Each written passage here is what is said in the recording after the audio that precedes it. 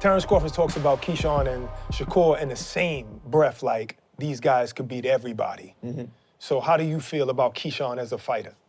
I feel like Keyshawn's a tremendous talent. I feel like he's a good fighter, a great boxer. You know, he has the whole package. You know, he has the whole package. I just feel like Shakur, Keyshawn, these are all great fighters. But if you're asking comparing to me, I feel like I'm a great fighter also. I've said that over and over. I feel like I'm special. I feel like I'm one of the best fighters in the sport of boxing. And so you beat Keyshawn? I could beat anybody you put in front of me. Anybody in my weight class, anybody that's my size, I feel like I'll beat. And that's just what it is. You feel me? Me and Keyshawn boxed before. Not so many rounds like me and Shakur, but we've boxed. I've shared the ring with Keyshawn enough to know, like. What did that look like? Yeah, both asked at the same time. I was already talking to you. You jumping in. I feel like it was competitive. I feel like it was competitive. The first time I boxed Keyshawn, he was a young kid. I remember Shakur telling me, like, yo, like, well, he's not a young kid because we like around the same age. Yeah. But I think he fought like a weight class smaller than me. Right. And Shakur was like, yo, this kid is good. This kid is good. You need to box him. And I remember boxing him, and I got the best of him. But I felt like I was a little bit more seasoned than him. Right.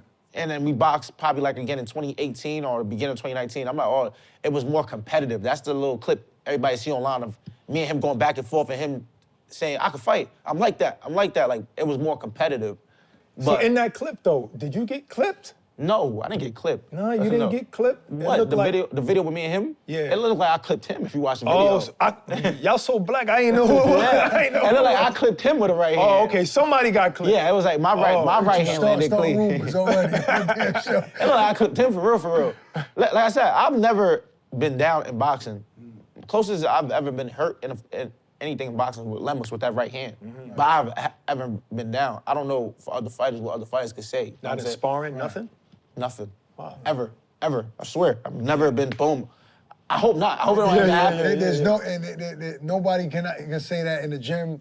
That, oh, yo, I seen him hurt. If nobody could ever see they touch me and drop me. Somebody could say, somebody probably could say, oh yeah, he was hurt, but anybody could say that. So we went far. No, we went far, but we were supposed to be talking about Devin Haney. All right, supposed to be talking about that. But before we get into Devin, all right, go ahead. All right, before we get into Devin, man, you made me lose my damn train of thought. We just, so Keyshawn and Shakur talk about that they would never fight each other, right? They often say that.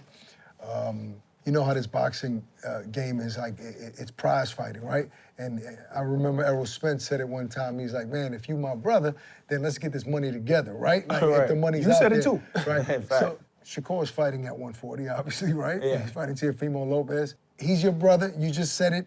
But could that fight happen to prove who's the best in the world if it ever came to it? And how does that happen? What does it look like? How does that conversation happen between you and Shakur? I've told Shakur before, like me and him was in the car. I think we was actually on the way to get dinner or something, on the way to my house. Right. I told Shakur, I said, the money right, brother, we're fighting because I'm not always gonna be young and able to make this type of money. Right. So if the money's right, I'm fighting. I said, I don't know what you and Keyshawn got going on, but me and you, if they put the right numbers on that table, we gonna fight. And he was like, I respect it, fuck it, we gotta do it. Oh, so and he looked at me, he looked at me, I'm gonna fuck you up though. And I said, all right, let's you know, Shakur's always had that type of energy. He's like, yeah, you know, I got close people, but ain't no friends in boxing really in the ring. Yeah. You agree with that? I feel like in boxing, in the ring, is no friends. I mean, me and Shakur box, it's extremely competitive. I think we boxed the same day Boots just fought at 154. We boxed that same day in Philly, and it was super competitive because it's like, he feel like he's a guy, I feel like I'm a guy. We know the answer to this already, but I want to hear you explain how Teofimo's about to fight Shakur Stevenson. Who wins, and what does that fight look like? I mean, everybody expects me to be like, Shakur's gonna win easily, right? Well, that's just what we think. Yeah, nah, but I think it's a good fight. I think it's honestly 60-40. I think, you know, obviously favors Shakur. He's the more unbeatable guy because he's hard to hit him, period. Yeah. But Teo also has the abilities to not be that easy hittable. Like he's not just a guy you're sitting there to pick apart. He's also athletic and defensive at times. Yeah, so I think it's a 60-40 fight. I'm favoring Shakur. And I don't know how Shakur is gonna win the fight. I don't know what Shakur is. With Shakur, it's all about the danger you could put in front of him. That's one thing I do know. If he feel like it's danger and you got his mind thinking and working, you can taint him and make him keep off of you. If Tio can't make him think, if Tio don't got nothing that's like, yo, this motherfucker hurt me, Shakur's gonna have his way with him. So it's all about what Shakur feels in that ring that day. So in other words, if he does sense some danger, if Shakur sense some danger, it'll be just a different type of fight, but he'll still win. Right. It'll be more of a, I'm gonna get what I can get and I'm out of here. And move. Yeah. What do you think about his performance against Zepeda? He surprised me that day. Yeah. Cause you know, But you seen him do that in the gym, so why did he surprise you? Because it's always different under lights. Yeah, it was different under lights. You know, he was sending me sparring clips of him in that camp. Like, I was watching, and I'm like, okay, like, all right. But I felt like Zepeda pressure just was different from them guys. You know, Zepeda throwing 100 punches around. Them guys wasn't coming like Zepeda, but he showed up. That arena that day, too, was hot, super hot. Yeah, so it was. He did camp in Houston. I was telling him, like, you should have went to Colorado. After the fight, he did say, you was right. I should have went to Colorado, because that fight probably would have been a little bit more easy on my body.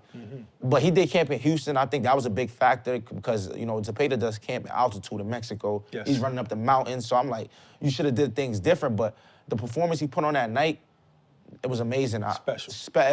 He showed that Shakur is him. Like, he showed his dominance, his greatness as a competitor that night. That was his best performance to me. Yeah, I agree with that. I think he shocked a lot of people and showed, I guess the naysayers that he can't be in a pocket and fight, that he can do that.